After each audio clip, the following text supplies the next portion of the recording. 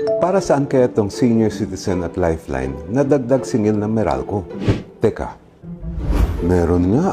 Sa pilitang ambagan ba to? Pag-usapan nga natin. Una sa lahat, ito ba ay mga additional charges? Paglilinaw ng Meralco, ito ay pass-through costs na minamandato ng batas at nire-remit nila sa gobyerno. Gawain daw talaga ito ng mga distribution utilities at electric cooperatives. Pero ang tanong, tama bang singilin ito sa mga consumers? Dito tayo magtatalo. Pagdating sa senior citizen discount, malinaw, pwedeng gamitin ang senior citizen discount bilang tax deduction. Sa aking palagay, hindi na dapat ito sinisingil sa mga consumers dahil mababawas yan sa babayaran tax ng kumpanya. Paano naman yung lifeline discount para sa 4Ps? Totoo, ayon sa EPIRA law at sa rules ng ERC, maaaring ipasa ito sa ibang consumers para hindi mabawasan ang kita ng kumpanya. Legal na, pero makatarungan ba? Hirap na ang maraming mga Pilipino. Habang ang mga electric companies, tiba-tiba ang kita. Hindi pwedeng lahat ng pasan nasa consumer. Sana ang malalaking kumpanya marunong din mag-adjust para sa bayan, lalo na sa gitna ng krisis. Kaya ang panawagan natin, suriin ang EPIRA law at baguhin ang rules ng ERC. Ang kumpanya at ang kanilang mga shareholders ang dapat sumalo sa lifeline discount, hindi ang taong bayan. Tandaan natin, ang kuryente ay isang monopoly franchise. Protektado ang mga electric companies sa kompetisyon. Guaranteed ang kita nila. Ang pribilehiyong ito dapat suklian bilang social obligation. Anong tingin nyo? Electric companies ba ang dapat sumalo sa lifeline rate?